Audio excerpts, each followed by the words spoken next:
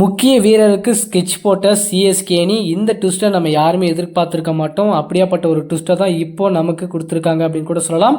என்ன ஒரு ஆட்டங்க, இப்படியாப்பட்ட ஒரு பிளேயரை நம்ம ஸ்கெட்ச் போட்டு தூக்குறதுல எந்த ஒரு தப்புமே கிடையாதுங்க. இவர் நம்ம டீமுக்கு வந்தால் கண்டிப்பாக வேறு மாதிரி இருக்குன்னு சொல்லிட்டு சிஎஸ்கே மேனேஜ்மெண்ட் இப்போ முடிவு பண்ணியிருக்காங்க.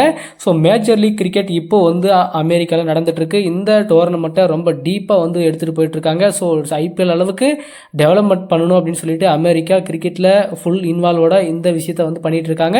ஸோ மேஜர் லீக் நேற்றுலேருந்து தொடங்க ஆரம்பிச்சிருச்சுங்க. நேற்று வந்து சான் பிரான்சிஸ்கோ மற்றும் வாஷிங்டன் ஃப்ரீடம் வந்து நேற்று கலக்கினாங்க. முதல் போட்டியை இவங்க தான் ஆடினாங்க. முதல் போட்டியிலே பார்த்தீங்கன்னா என்ன அடிங்க, சான் பிரான்சிஸ்கோ வந்து சும்மா பிரித்து மெஞ்சிட்டாங்க அப்படின்னு கூட சொல்லலாம்.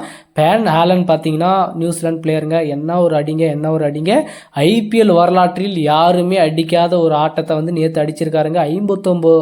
51 பந்துகளில் 151 ரன் அடிச்சிருக்காருங்க. கிட்டத்தட்ட 19 சிக்ஸுங்க. ஒரே இன்னிங்ஸில் அதிக சிக்ஸர்கள் விளாசிய வீரர் என்ற பெருமையும் இவர் தான் பெற்றிருக்காரு. கிறிஸ் கெயிலுக்கு அடுத்தபடியாக இந்த ஒரு சாதனையை வந்து இவர் பண்ணியிருக்காருங்க. அவர் 18 சிக்ஸர், இவர் வந்து 19 சிக்ஸர், அதுவும் 51 பந்துகளில் கிட்டத்தட்ட 151 ரன் அடிச்சிருக்காருங்க. நேற்று மொத்தமாக ருத்ரதாண்டவம் ஆடியிருக்காரு அப்படின்னு சொல்லலாம்.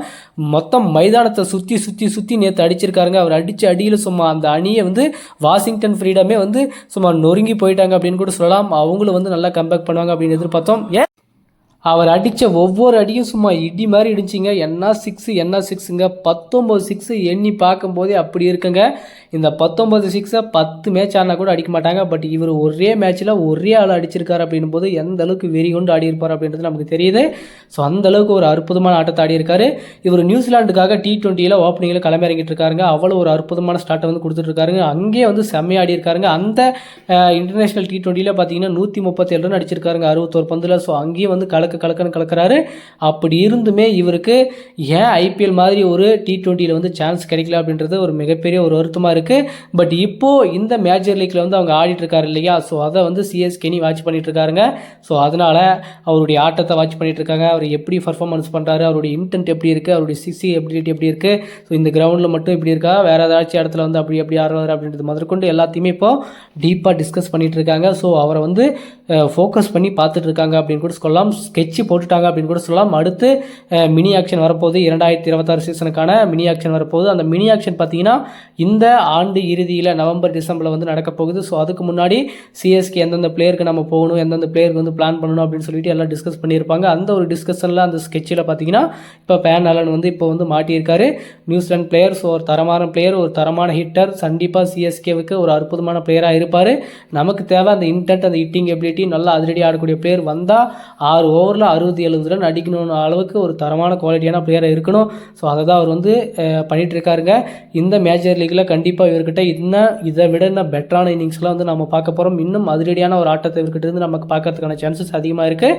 ஸோ அப்படி இவர் நல்லா ஆடிட்டார் அப்படின்ற பட்சத்தில் அடுத்தடுத்து வரக்கூடிய ஐபிஎல் சீசனில் கண்டிப்பாக சிஎஸ்கேனி இவரை வந்து ஃபோக்கஸ் பண்ணுவாங்க. முக்கியமாக பார்த்தீங்கன்னா கண்டிப்பாக இந்த T20 மேஜர் லீக் முடிஞ்சதுக்கப்புறம் கண்டிப்பாக அவருடைய கண்ட்ரி நியூசிலாண்டுக்காக ஆட போகிறாரு. கண்டிப்பாக அங்கே ஆடக்கூடிய அவருடைய பர்ஃபார்மன்ஸை வச்சு மீண்டும் சிஎஸ்கேனி அவரை வந்து டார்கெட் பண்ணுவாங்க. ஏற்கனவே பார்த்தீங்கன்னா 2 முக்கியமான சிஎஸ்கே நியூசிலாந்து வீரர்கள் பார்த்தீங்கன்னா அற்புதமான ஒரு 6 ஸ்டார்டிங்கை கொடுத்துருக்காரு. டெவன் கன்வே ஒரு பக்கம் 65 அடிச்சிருக்காரு. நம்ம ரச்சின் ரவீந்திரா பார்த்தீங்கன்னா 15-16 பாலுக்கு பார்த்தீங்கன்னா 43-44 ரன் அடிச்சிருக்காரு. ஃபைனலும் எடுத்தாங்கன்னா சிஎஸ்கேனிக்கு கண்டிப்பாக வேறு மாதிரியான ஒரு ஸ்ட்ராங்கான பிளேயிங் லெவனாக இருக்கும். ஸோ என்ன பண்ண போகிறாங்க, எந்த மாதிரியான பிளானோட சிஎஸ்கேனி இருக்க போகிறாங்க, ஸோ இவரை வந்து டார்கெட் பண்ணி எடுக்க போகிறாங்களா, ஸோ என்ன பிளான் இவர் மேலே இருக்குது, ஸோ என்ன ஃபோக்கஸில் இவர் மேலே இருக்காங்க அப்படின்றத நம்ம அடுத்தடுத்து வரக்கூடிய அப்டேட்டில் கண்டிப்பாக நம்ம பார்க்க போகிறோம். கண்டிப்பாக சிஎஸ்கேனி இவருக்கு ஸ்கெட்ச் போட்டாங்க அப்படின்றத ஓப்பனாக நான் சொல்கிறேங்க. கண்டிப்பாக இவர் சிஎஸ்கேனிக்கு வர போகிறாரு. ஸோ இவங்க சிஎஸ்கே மேனேஜ்மெண்ட்டும் என்ன பிளானில் இருக்காங்க அப்படின்றது வரக்கூடிய நம்ம அடுத்தடுத்த அப்டேட்டில் வந்து கண்டிப்பாக நம்ம பார்க்க போகிறோம். ஸோ என்ன நடக்க போகுது அப்படின்றது நம்ம பொறுத்திருந்து பார்க்கலாம். 2025 ஆண்டுக்கான உலகக்கோப்பை டெஸ்ட்டு வெற்றிகரமாக முடிவடைஞ்சிருக்குங்க. ஸோ அற்புதமான ஒரு ஸ்டார்ட்டை கொடுத்து அற்புதமான ஒரு வெற்றியுடன் இந்த பயணத்தை முடிவுக்கு கொண்டு வந்திருக்காங்க நம்ம சவுத் ஆப்பிரிக்க அணி. இந்த 2023 to 2025 வரைக்கும் நடந்த டெஸ்ட் போட்டிகளிலே சவுத் ஆப்பிரிக்க அணி தோல்வியை வந்து சந்திக்காத ஒரு அணியாக இப்போ கோப்பையை வந்து தட்டி தூக்கியிருக்காங்க. கிட்டத்தட்ட 27 ஆண்டு கால சாதனையை வந்து இப்போ முறியடிச்சிருக்காங்க அப்படின்னு கூட சொல்லலாம். 27 ஆண்டு காலமாக இந்த ஒரு கோப்பைக்காக தான் சவுத் ஆப்பிரிக்க அணி வீரர்கள் வீரர்கள் இயங்கிட்டு இருந்தாங்க. ஸோ அந்த கனவு இப்போது நினைவாகி விட்டது அப்படின்னு கூட நம்ம சொல்லலாம். எவ்வளவு முயற்சி, எவ்வளவு போராட்டம், எவ்வளவு கண்ணீர், எவ்வளவு வலிகள், இது எல்லாத்துக்குமே தாண்டி இப்போ டெம்பா பவுமாவுடைய தலைமையில் இந்த வேர்ல்டு டெஸ்ட் சாம்பியன்ஷிப் இறுதிப் போட்டியில் ஃபைனலில் கோப்பையை வந்து தட்டி தூக்கியிருக்காங்க சவுத் ஆப்பிரிக்க அணி. அவங்களுடைய ஐசிசி உலகக்கோப்பையில் இது முதல் கோப்பையாக இருக்க போகுதுங்க. ஸோ யார் யாரெல்லாம் நம்மளை கேலி பண்ணாங்க, யார் யாரெல்லாம் உங்ககிட்ட கப்புலன்னு சொல்லிட்டு கிண்டல் பண்ணாங்களோ அவங்களுக்கு எல்லாருக்குமே இது ஒரு சமர்ப்பணம் அப்படின்னு சொல்லிட்டு சவுத் ஆப்பிரிக்க வீரர்கள் சும்மா கண்ணீருடன் வந்து இந்த விஷயத்தை வந்து ஷேர் பண்ணியிருக்காங்க. ஸோ என்ன ஆட்டங்க, சவுத் ஆப்பிரிக்கா வந்து ஆஸ்திரேலிய அணியே வீழ்த்தி வந்து இந்த கோப்பையை வந்து தட்டி தூக்கியிருக்காங்க. ஆனால் எந்த அளவுக்கு அந்த 27 ஆண்டுகால் வந்து கண்ணீருடன் ஒரு பயணத்தை வந்து பயணிச்சுட்டு வந்திருப்பாங்க அப்படின்றது நமக்கு எல்லாருக்குமே தெளிவாக புரியுது.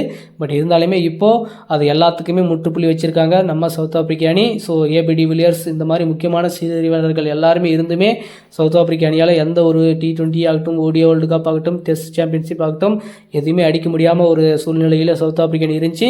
ஏகப்பட்ட தொடர்களில் இறுதிப் போட்டி, செமிஃபைனல் சொல்லிட்டு எல்லா பொசிஷனுக்குமே போனாங்க. பட் அவங்களுக்கான அந்த அமைப்பு, அவங்களுக்கான அந்த விஷயம் வந்து கை கொடுக்கலன்னு சொல்லலாம். இந்த 2024 T20 உலகக்கோப்பை தோல்வியை சந்தித்ததுக்கப்புறம் அடுத்து ஒரு அற்புதமான வெற்றின்னு கூட சொல்லலாம். ஸோ 18 ஆண்டுகள் வந்து ஆர்சிபி அணி கோப்பை அடிக்காமல் இருந்தாங்க. ஸோ இந்த சீசன் பார்த்தீங்கன்னா அவங்க கோப்பை அடிச்சிட்டாங்க. 27 ஆண்டு காலமாக ஐசிசி கோப்பை வெல்லாத சவுத் ஆப்பிரிக்க அணி இந்த வருஷம் அடிச்சிட்டாங்க. ஸோ எல்லாமே வந்து இந்த வருஷத்தில் நடக்குதுங்க. ஸோ இந்த 2025 வருஷம் இந்த அடிக்காத டீமுக்கான ஒரு வருஷமாக இருக்குமா அப்படின்றது ஒரு எதிர்பார்ப்பு இருக்குங்க. அதே மாதிரி இந்த அகமதாபாத் இன்சிடென்ட் பார்த்தீங்கன்னா கிட்டத்தட்ட 270 பேருக்கு மேலே வந்து இறந்தாங்க. இந்த இன்சிடென்ட்டும் பார்த்தீங்கன்னா கிட்டத்தட்ட 10 ஆண்டுகளுக்கு அப்புறம் தான் இந்த இன்சிடென்ட் வந்து பெரிய அளவு நடந்திருக்கு. ஸோ இந்த மாதிரி ஏகப்பட்ட விஷயங்கள் நல்லது கெட்டது எல்லாமே இந்த ஆண்டில் வந்து நடந்திருக்கு. இந்த ஆண்டு ஒரு மர்மமான ஆண்டாகவே இருக்குது, ஒரு நல்ல ஆண்டாகவே இருக்குது. என்னன்னு நம்ம ஒன்றும் புரிஞ்சிக்க முடியல. பட்டு சவுத் ஆப்பிரிக்க அணி இந்த வேர்ல்டு டெஸ்ட் சாம்பியன்ஷிப் இறுதிப் போட்டியில் கோப்பையை வென்றது மிகப்பெரிய ஒரு சந்தோஷங்க. ஆல்மோஸ்ட் பார்த்தீங்கன்னா ஆஸ்திரேலியா அடித்தது கூட சந்தோஷமாக இருக்காதுங்க. சவுத் ஆப்பிரிக்க அணி இந்த கோப்பையை தூக்குவது மிகப்பெரிய ஒரு மன மகிழ்ச்சி வந்து எல்லா ரசிகர்களுக்குமே கொடுக்குது. ஸோ அதை தான் எல்லா ரசிகர்களும் விரும்பியிருப்பாங்க. ஏன்னா இந்தியா இல்லாத ஒரு இடத்துல எந்த டீம் அடிக்கலோ அந்த டீம் அடித்தா சந்தோஷமாக இருக்கும் அப்படின்னு நம்ம எல்லாருமே எதிர்பார்த்தோம். அந்த ஒரு விஷயத்தை தான் இவங்க பண்ணியிருக்காங்க.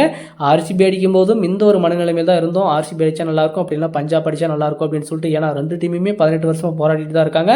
2 பேருக்குமே இது வரைக்கும் ஒரு கோப்பை கூட இல்லை. ஸோ ஸ்ரேயஸ் ஐயர் வந்து இப்போது அதுக்கான ஓட்ட திருப்பின்னு ஆரம்பிக்க போகிறாரு. அந்த சைடு ஆர்சிபி வெற்றிகரமாக ஒரு கோப்பை அடிச்சிட்டாங்க. ஸோ இந்த மாதிரி சவுத் ஆப்பிரிக்க அணி இப்போது மீண்டும் ஒரு அற்புதமான விஷயத்துக்கு உள்ளே வந்திருக்காங்க. ஸோ எவ்வளோ ஒரு அற்புதமான அணியாக டெஸ்ட்டில் இருந்திருக்காங்க அப்படின்றது தெரியுது. ஸோ இப்போ டெஸ்ட் புள்ளி பட்டியலில் டாப் ஆஃப் தி டேபிளில் இருக்க போகிறாங்க. ஸோ அடுத்து 2026, 27 இந்த 25, 26 அதுக்கப்புறம் 27 வந்து வேர்ல்டு டெஸ்ட் சாம்பியன்ஷிப் மீண்டும் நடக்க போகுது ஃபைனல். ஸோ யார் அடுத்த வேர்ல்டு டெஸ்ட் சாம்பியன்ஷிப் இறுதிப் போட்டிக்கு போக போகிறாங்க அப்படின்றத பார்ப்போம். இன்னும் வரக்கூடிய அடுத்தடுத்த சவாலான விஷயங்கள், அடுத்தடுத்த டெஸ்ட் தொடர்கள், இந்த தொடர்களில் அவங்களுடைய பங்களிப்பு கண்டிப்பாக இருக்க போகுது. ஸோ நியூசிலாந்து ஒரு டைம், ஆஸ்திரேலியா ஒரு டைம், இப்போ சவுத் ஆப்பிரிக்கா ஒரு டைம் அடிச்சிருக்காங்க. ஸோ ஒவ்வொரு டைமும் ஒவ்வொரு அணி வந்து வித்தியாசமான அணி வந்து அடிச்சிருக்காங்க. ஸோ அடுத்து இந்தியா கிட்ட இருந்து இந்த ஒரு விஷயத்தை நம்ம எதிர்பார்க்கலாமா அப்படின்றத நம்ம பொறுத்திருந்து பார்க்கலாம்.